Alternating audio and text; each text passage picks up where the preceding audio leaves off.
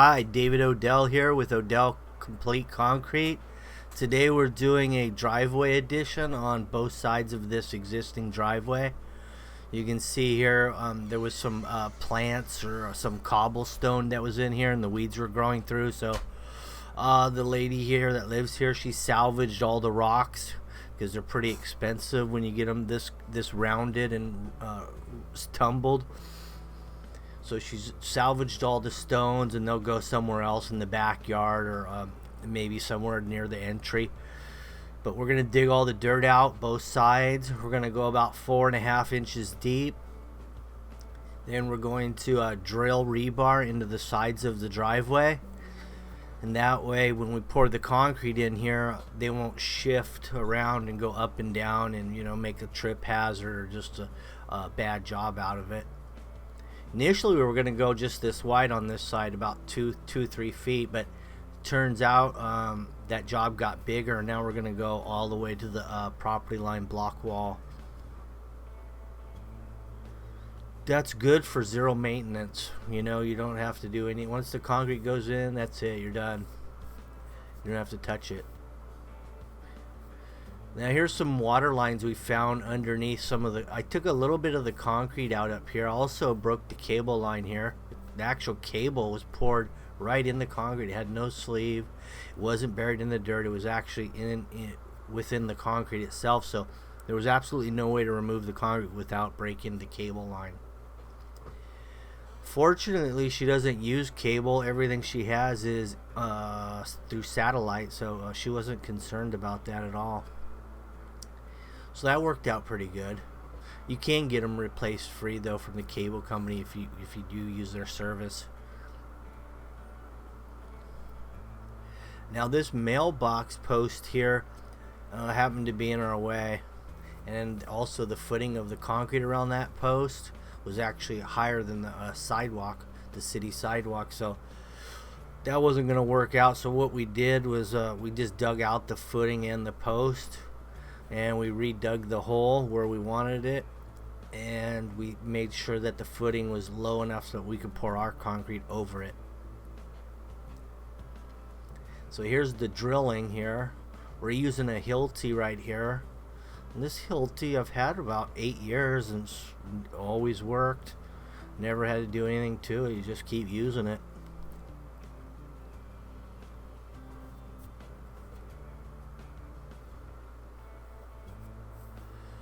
So I'm just driving. I drilled a 3/8 hole, and I'm actually just driving 3/8 rebar right into these holes, so it's a real tight fit. And that's why you can see some of these bars bent, just trying to drive them into those holes.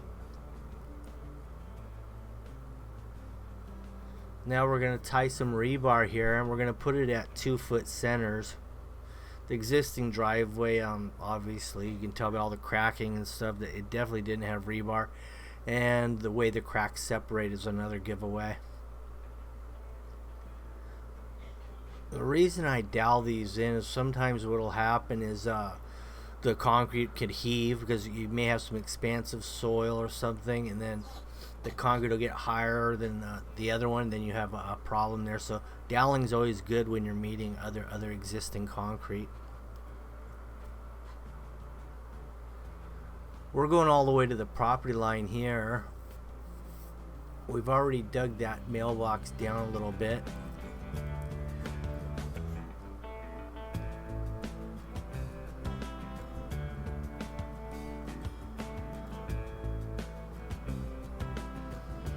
Now the type of concrete we're using here is going to be a 1-inch minus aggregate, and it's going to be a 3,000 psi, and we're going to also put some fiber mesh in it. Oh no, this is actually a Pea Gravel mix, but we're wheelbarrowing it. Let's see. Yeah, 3,000 psi, and we're just wheeling it in here. No line pump on this one. And I'm picking the rebar up as we go down, and that works really well as long as you're actually lifting the rebar, because the rebar, once it comes up, since there's rock in concrete, it doesn't go back down.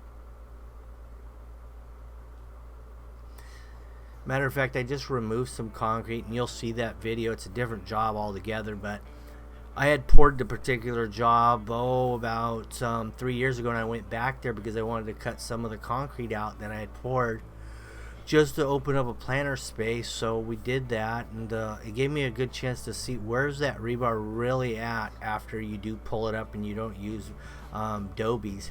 And I found that on the one that I did, by pulling it up, the rebar was actually right where I wanted it in the concrete. And I'll show that in another video that I'm gonna post up probably in a couple weeks here. But we've ran the bull float over here. We rotted it down with a 2x4, the straightest one we could find. You can get some aluminums and what have you. But you know, when you're working in this type of environment where every job's different, every board's going to be a different size, you need a lot of different lengths of aluminum rods, and I just don't like carrying all that around, so I use the 2x4s. But I am getting these this one item is going to be a real benefit for me. It's called a red stick. Milwaukee makes it. And that's going to be in our next video also. I've actually used it already, and it was really nice design. Here we are we ran the scoring tools in here.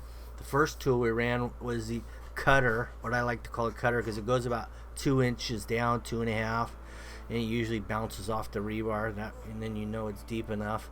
Then you follow that up with a 3/4 deep, 1/2 inch radius.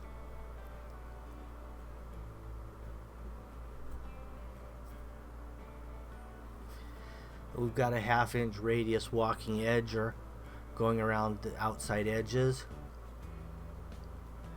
We hit this whole thing with the funny float. That's fiberglass material.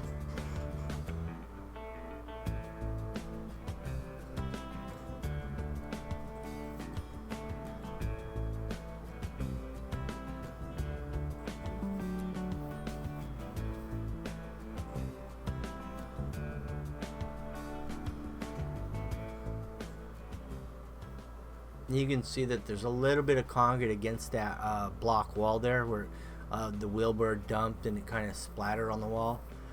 We're just gonna let that dry out a bit, and then what we'll do when we get ready to do our final pass on this, we'll just touch it with a little stiff nylon or wire brush, and it'll come right off.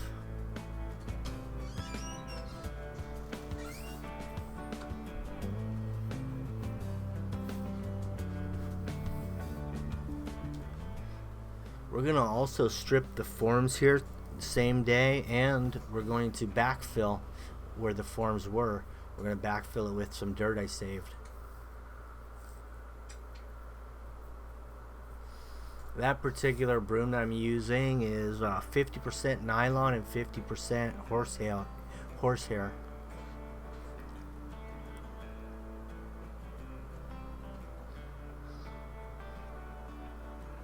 Now hopefully, since we've got the rebar in these two sides of the driveway and it's doweled in, may hold that driveway together a little bit better than what's happening to it right now.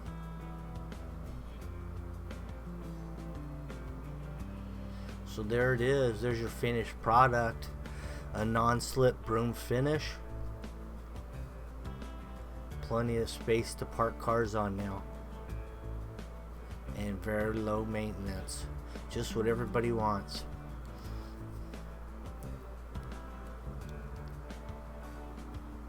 Well, thank you for watching, and don't forget to subscribe. Also, I have another new product on my storefront, which you can get to through my website or through the description on my YouTube channel. And I'm selling a nice heavy hand cream specifically designed for construction workers. So if you get cracked hands or whatever, try some of that stuff out. My wife actually makes it, and it's specifically made for me. And I think if you're doing concrete, this stuff's gonna work for you. check it out. Anyway, thanks for watching. Have a good one.